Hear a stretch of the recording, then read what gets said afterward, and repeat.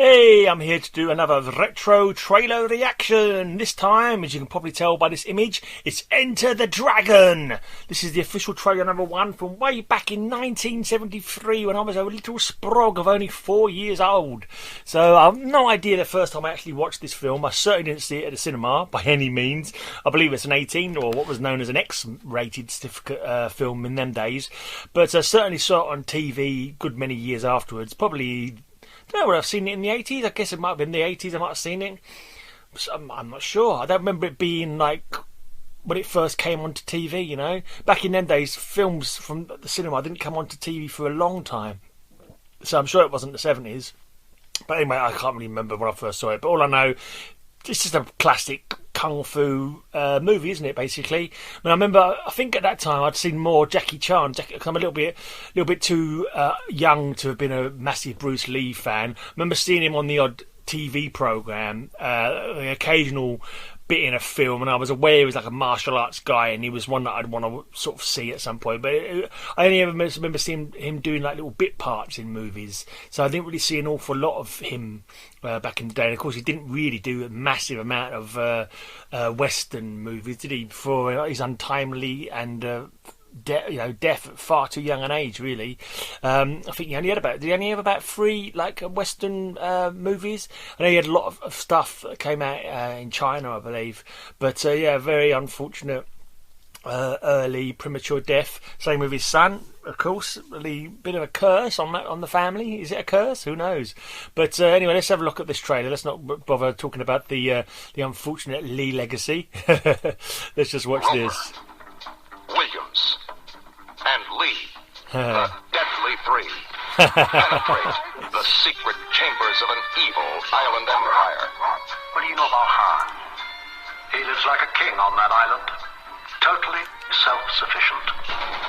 He always had an interesting way of speaking, Bruce Lee. He always, obviously it's an accent, but he always kind of like, I don't know. These are very deliberate sort of speech patterns on this. I seem to remember sort of things like concentrate, you'd say, and I'm sure that was on this film, and he like talks about clearing your mind or something like that. It always seemed very kind of like mystic, kind of esoteric kind of knowledge kind of thing. But obviously playing the the kung fu master, like the ancient wisdom kind of stuff, I suppose. But the trailer here is saying that those 3 go in to try and take out these bad guys, but the other 2 guys aren't there for that at all. The other guys are just there for the contest. The idea is Bruce Lee is the agent, I think working for the British, because I think it was in Hong Kong, and Hong Kong at the time was a British protectorate or something. It belonged to the British before we signed it back over to China in the 90s, I think. But so this Han, I remember he had a metal gadget for a hand, and he was a bad person. I think he was drug smuggling and like people trafficking and stuff like that. So Bruce Lee is sent there to try and take him out. But the other 2 guys are just there for the karate tournament. But that was the cover that he used to get into the island, was that he was going to compete in the kung fu tournament. The Kumatai, they call it a Kumatai, or is that only Bloodsport that has the Kumatai? But classic movie. Got some good action. Actually, some of the karate there looked a little bit, I don't know, maybe they're speeding it up more nowadays, shooting it from better angles and stuff like that. It looked a little bit dated, the sort of the kung fu chops going on there, mainly the kicks. But interesting stuff. What was I going to say? Oh, one thing I was going to mention that I kind of remember, I don't know, maybe not necessarily more, but the old Kentucky Fried Movie. There's a film called Kentucky Fried Movie. It's like a comedy film from around the same year, a few years later, I think.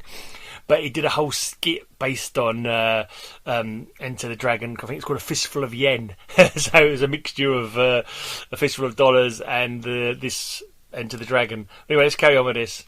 Fortress without walls, protected by an invincible army that needs no ordinary weapons.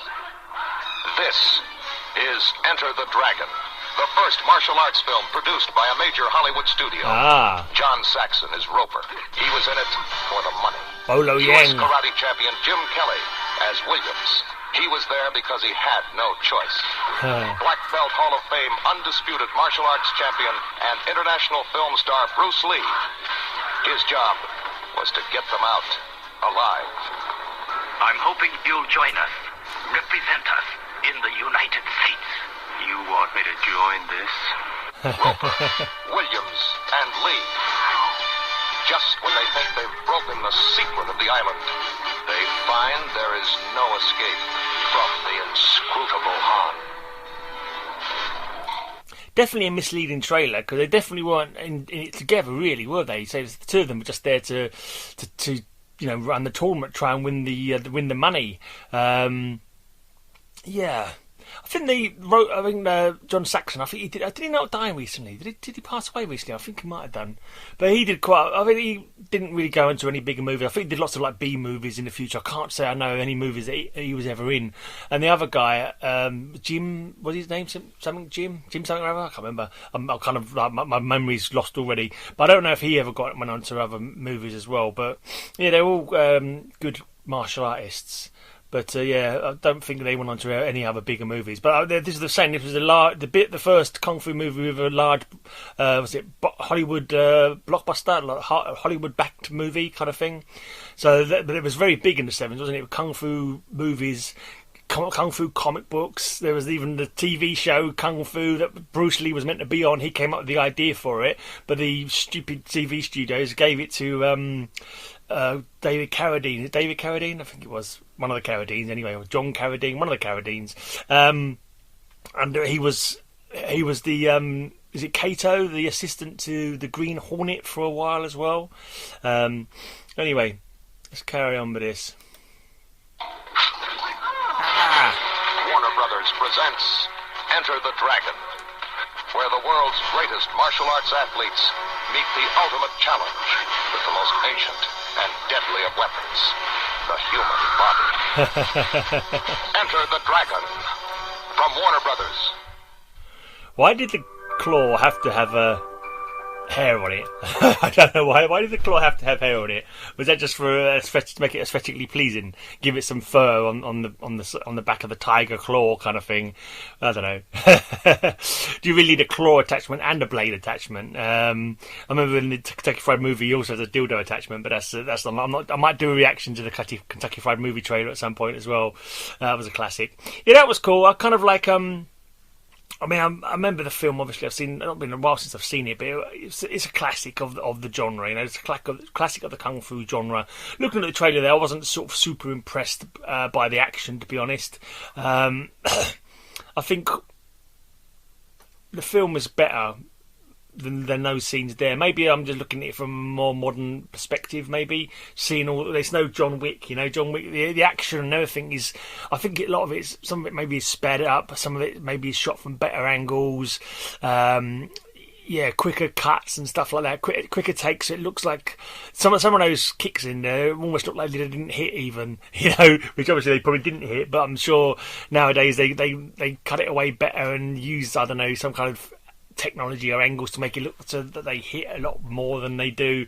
But it's definitely a classic, and it's one of those ones, if it's ever on, like you're flicking over channels late at night and you saw it and the Dragon was on, no matter how much was left to play, you had to watch it to the end just to, you know, refresh your memory on it. So but say, looking at the trailer, nothing super impressive with that trailer, because it's of its age, isn't it? You see much more kind of hyper violent kind of films nowadays, but this was kind of like a very, very important milestone in these kind of genre of film, wasn't it, really? Without this, you wouldn't have had all the Jackie Chan movies, which were more my kind of era, to be honest. Jackie Chan movies was just like Jackie Chan could do no wrong, like in the 80s. Just like tons of awesome action movies with comedy, stunts, and just great fight scenes, you know. But that was, you know, definitely an important movie.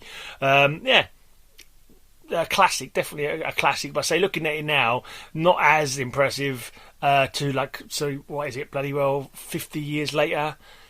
Yeah, not quite as impressive 50 years later as it would have been at the time. That's for sure. And and as it was probably even a couple of decades ago, it was still pretty impressive. But I think now, with everything that's come after it doesn't look quite as dynamic, quite as hard hitting as it did. But yeah, still an awesome bloody movie. Anyway, what do you think of that trailer? Obviously, it's a classic film. I'm not slagging the film off as it's massively important in the genre, you know. But what did you think of the trailer? Looking at it now through like modern sensibilities, what's your reaction to my reaction? Give us a comment down below if you've got anything you want to say about it. Hit me up with a sub if you want to check out some more reactions from me in the future, and don't forget the all important thumbs up! Oh yes, we all like a thumbs up, don't we? So make sure you give me the woohoo thumbs up, woohoo, ow! Because yeah, everyone likes a thumbs up. Anyway, I'm out of here. I shall return with another trailer sometime in the future.